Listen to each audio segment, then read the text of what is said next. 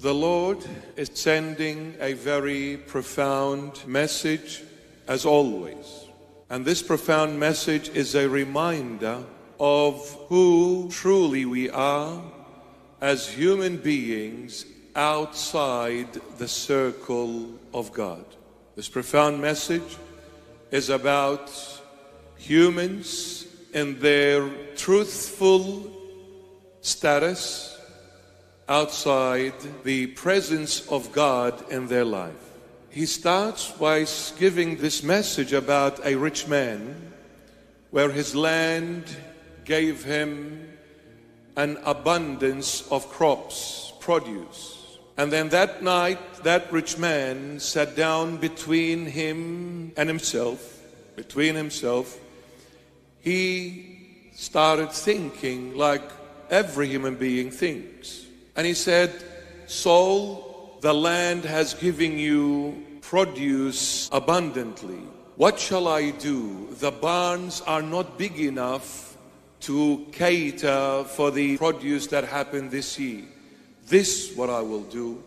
I will start extending them, making them bigger so they can cater for the entire produce. And then I'll gather them all, put them in those barns, and then I'll say to myself, sit back and relax and enjoy this flight. This is your captain speaking.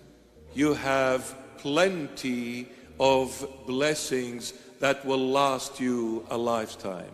And then the Lord says, in that very night, God spoke to that person and called him a fool.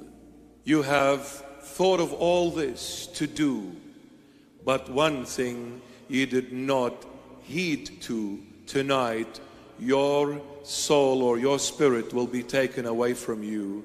What are you going to do with all of these plans that you have considered in a very genius/foolish way? Greed, the human dilemma. When you look around you, especially in our time and age, this has happened along the human history. But let us come to our time and age.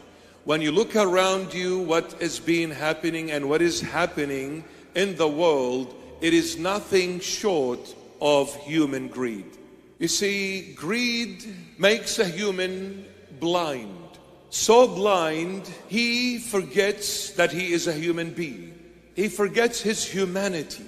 The issue of our time and age, certain people do not wish to deal with the masses, with the human race at a humane and human level, because they think they are, in some sense, in some foolish sense, they are beyond everyone else, as if they are a god in the midst of human beings. And as a god, they gave themselves the right to conquer, to rule, to dictate, and to tell people how they should live, and even to the extent of not live anymore. What does it benefit a man if he gains the whole world and at the end loses himself? This is the question that every human being needs to answer for themselves. What does it benefit a man if he gains the whole world and at the end loses himself?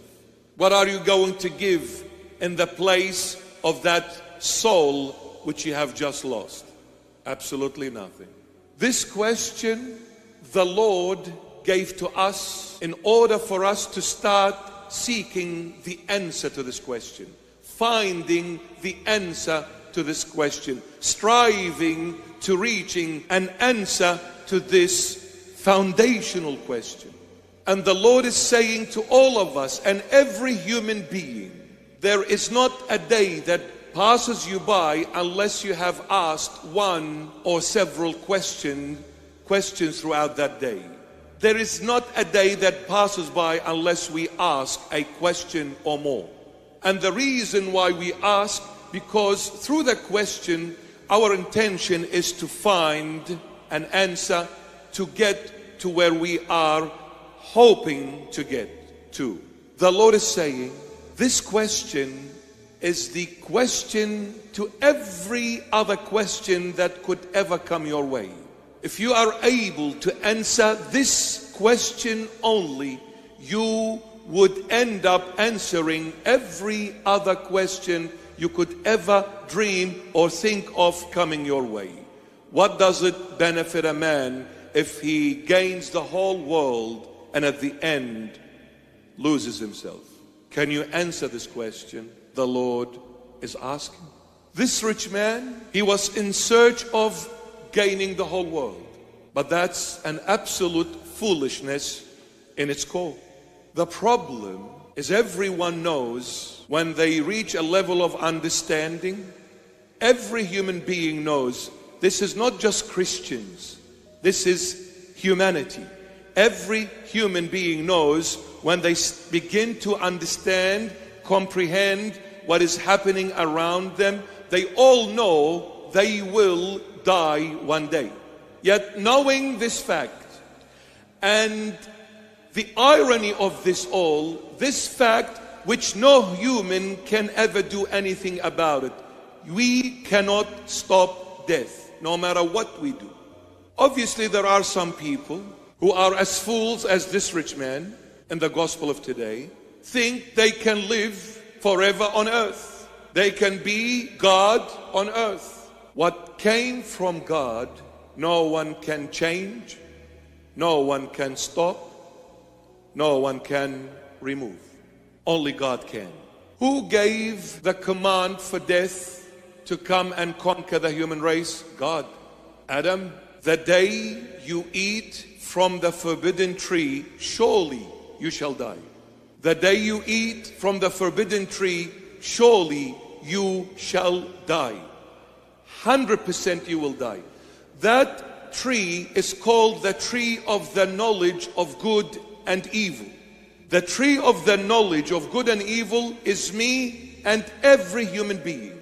This is the tree. It's not Apple as in your iPhone. That was a good try by the secret society, but foolish. Some question, which tree did Adam eat from? Was it apple? Yeah, apple, look. Yes. Okay, was it green apple, yellow apple, red, in between? It was apple. The others will come and say, no, it was fig. Well, how about orange? The tree, the Holy Bible says very clear about it. It is the tree of the knowledge of good and evil. The Holy Bible does not mention it is a fruit tree or any other tree. The tree is called the tree of the knowledge of good and evil. So why are you saying apple, fig, this, that? It's not. It's the tree of the knowledge of good and evil. Who is that tree? Me, you, every human being. There is another tree, or there was another tree in the Garden of Eden, in the heart of the Garden of Eden, the center, called the tree of life.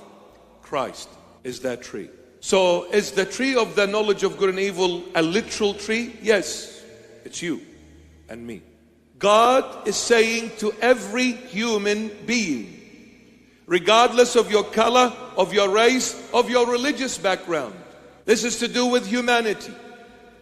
He's saying, the day that comes, you do things your way outside of God, your end is 100% death. Your beginning will be good, but rest assured your end will be evil. Whatever knowledge you gained outside of the knowledge of God, the true divine God, that knowledge will give you goodness at the beginning, but definitely evilness at the end. You will live to die. And in this, neither you nor anyone in heaven, on earth, or beneath it will ever be able to change this, because when God speaks, it is done. No one can do anything about it. And if you are in breach of what God's commandment is, what God's law is, you will suffer the consequences no matter who you are, where you are, and what you are. God will come to you. You cannot escape You can run, but you can never hide from the judgment of God. Never.